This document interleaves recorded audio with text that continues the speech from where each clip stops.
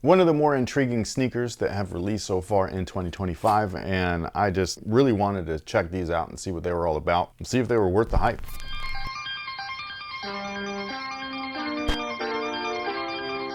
Hey, what's going on, guys? My name's Chris. Welcome back to the official WearTesters.com YouTube channel. Today we got a detailed look and breakdown on the New Balance Abzorb 2000. It's just a really interesting shoe. Like, the whole thing is like very not on brand. Like for New Balance, like there's stuff along the upper that I'm kind of like, really? And then there's the stuff with the midsole and the cushioning that I'm kind of like, really? So yeah, it's a really interesting shoe. They sold out stupid fast here in the States, so I couldn't actually grab a pair until right now. I had to grab these over at Kicks Crew. So if you were looking for a pair, they do have them for decent prices. Now, before we go too much further, we do have a brand new collaboration with Series Player Only, which does include the best socks in the game. They are offered in a variety of awesome colorways. There's a simple white black, a beautiful white and red, a restock on the popular black and red, and then we've got this awesome new edition that is black and pink. Those are one of my favorites. Also, for all of you guys that like crew cut socks, we do have a black and red edition as well. And then there are two shirts in the collection. They simply state testing in progress, something that we do on a daily basis. These shirts are great for both performance and casual. They're really lightweight, but they're just really comfortable. And then we've got our wonderful WearTesters logo embroidered on the sleeve. So if you're interested in supporting, make sure that you head over to SeriesPlayerOnly.com. It's the only place to get them, and they're limited while quantities last. Now, the box on these guys is basic. It's just a simple New Balance box, nothing really special. So we're gonna move this over here and we're just gonna keep it moving with the shoes. A lot of people have claimed that this is New Balance's version of like a Nike Shock. I could see where they're coming from just because the look is like really jarring. And I think that that is where the comparison really should end, even though the tech is kind of similar, but also kind of not. So yeah, visually, they've got this like striking or jarring look to them. Well, I would say like this outside or the lateral side looks really kind of clean. Almost looks like the Adidas, what are those things called, spring blades? You know what I mean? Where it makes it look like your motion is gonna be going that way, which is really cool. If you turn the shoe around though, the medial side is kind of like, I don't know, like poddy. Not potty, pod, P-O-D. Stop it. It just looks weird. So yeah. But in terms of overall function, it's not quite the same as Nike's Shock system. Those, at least the marketing, were in that Boeing range. So that's literally what they were talking about, is that that was supposed to be springs underfoot. This is completely different. Not to say that Shocks felt like springs underfoot. They didn't. They were awful, but. They were so stupid. Yes. I just feel like this, like the way that you would compare it to a Shock, at least in my mind, I do think that there's some people at the basic level going like, oh yeah, they're kind of like Shocks because they're, you know, these little like podded sections. But I just think that this is what Shocks were back then, where it's like, oh, that's weird looking, different, and very different from everything else on the market right now. So kind of refreshing. And that's what this is. Like, this to me looks like, why isn't Nike doing something like this? You know what I mean? Not literally this, but like making shoes that, you know, make you think a little bit. That's what I mean. Like, it just feels like somebody's like pushing the boundaries, whereas somebody's not. Now, in terms of New Balance technology, Abzorb is nothing new. They've been doing this for a long time. I think it was introduced in the 90s. I want to say 1993. I could be wrong. Let me double check. I was correct. I like when that happens. Sometimes when you have so many weird sneaker facts in your brain, they get muddled up and mashed together and stuff. So yeah. But anyways, Abzorb is nothing new to the brand. It's one of their most used cushioning platforms, and it's used in a variety of different ways. This particular shoe actually has two different Abzorb versions on it. One is heavily foam based, and the other one is the Abzorb SBS system, and that's where like this midsection is. Like, kind of looks like gel, you know what I mean? But it's not gel. And it's one of the lowest plastic, non-foam thermoplastics within the footwear industry right now. So this midsection that looks, again, very like gel-like, it's not gel, it's actually a TPU, but it's really interesting that they've been using it in cushion for quite a while, or as cushion for quite a while, in conjunction with the Abzorb foam systems and stuff like that, which is a different blend of foam that has a higher rubber compound and all kinds of cool stuff. So yeah, it's really dope. This particular shoe has a 3-layered system. So you got this dark blue layer, the light blue layer on the very top, and then again, the Abzorb SBS. Essentially, it's a tri-density setup. And this is a casual shoe, by the way. This is a lifestyle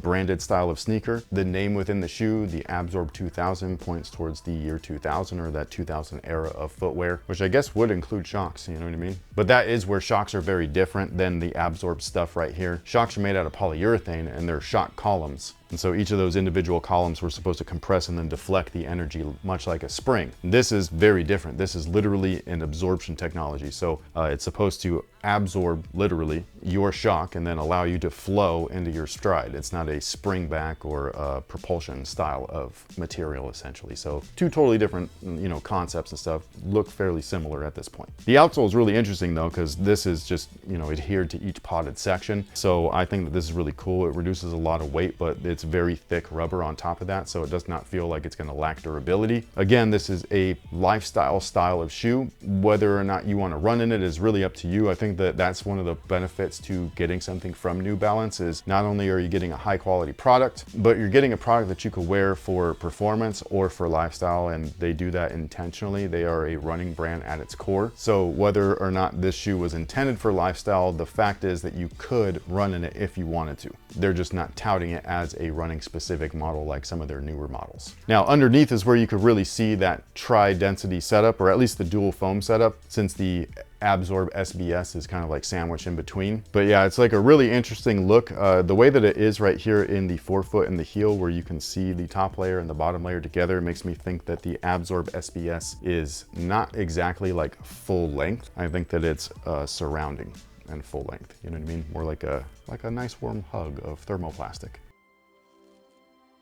Whereas the rest of the foam is more, evenly dispersed throughout. The way that it feels is very much the way that it sounds. So instead of, again, feeling kind of like mushy or bouncy, it just feels kind of dense, but in the best way possible. Like it is definitely absorbing your impact, but it's not doing anything else with it. So it's just a really neutral ride. In terms of overall comfort, like I would say, yeah, it's comfortable, but is it gonna like knock your socks off and be like, man, I feel like I'm bouncing out of my shoes? Like, no, it's not going to be like that. If anything, as an older version of myself, this is exactly what I'm looking for. When I was a kid, I definitely wanted something that when you're in it, you can feel it. You know what I mean? Like something that really like bounces back or pushes back, something like say a Nike Cushlon or a Nike Zoom. Like stuff like that is what I was really into when I was younger. Nowadays, like that kind of stuff stresses my legs and my ligaments out. So stuff like this is just a little bit better for it. Now the insole is this guy right here. I don't think that this is anything fantastic. Some of New Balance's insoles are great.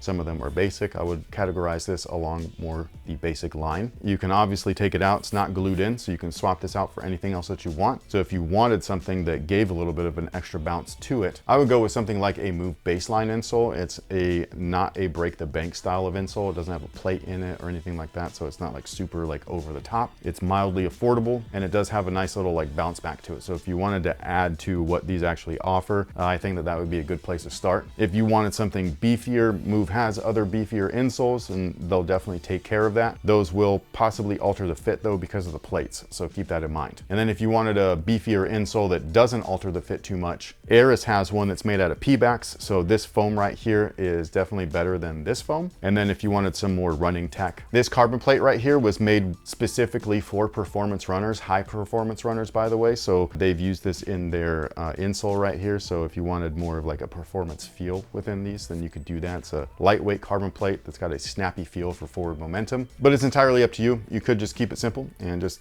leave this in there. It's your choice. They do have a midfoot plate. If my old eyes are not deceiving me, I believe it says Stability Web on there, so I believe that this plate does extend a little bit. The upper is just a little bit more surprising. I don't know if this would change per colorway. I have seen a couple of newer colorways coming that all look fantastic. That's one thing, is just design-wise, I think that these are beautiful, but there's no premium New Balance touches to the upper right here. There's no leathers, there's no suedes. It's a TPU, like web upper, and it's attached to mesh. And I'm kind of like, bro, New Balance.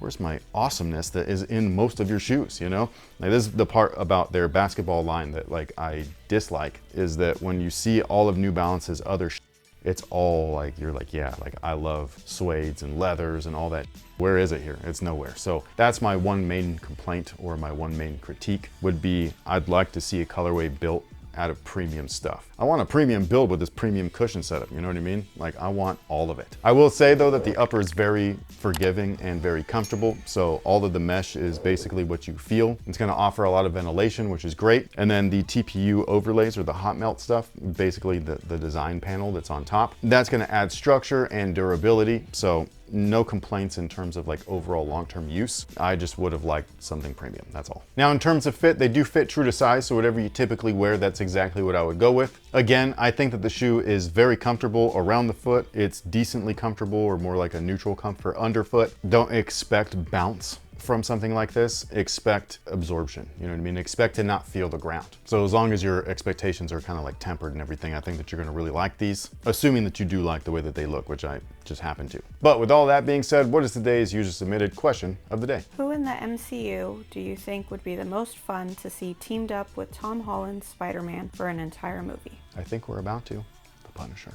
Oh, okay. Yeah. You already have like probably the greatest, what is it, like dichotomy or whatever between him and Daredevil. Like you already have the hero that is reluctant to kill and all that stuff. Yeah, I know all the stuff that you complain about. And then you got the exact opposite with a character like Punisher, where he's like, man, you keep, you know, beating them up, getting them locked up, and then they get right back out and do this shit all over again. Now, if you replace Matt with a Peter Parker, like a highly intelligent but very sensitive kid, even though at this point in his MCU journey he's now a young adult, I just think that could be pure gold, you know what I mean? Like, it's like, what would Spider-Man's reaction be with a hyper violent, you know what I mean? Like you already saw in the original like home trilogy, whatever you want to call that, like when his suit activating instant kill.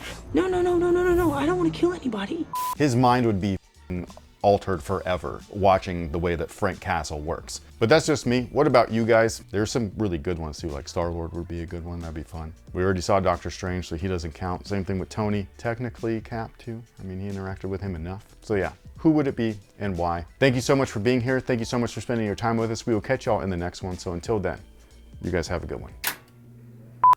Last time I ever say potty. Pod-esque. Pod-like. Pod-like structure. Potty. Okay, man. Do my best here. Be quiet. There's a party in my tummy. So yummy, so yummy. We want to go to the potty too. Let me know when you're done. Shut up. God.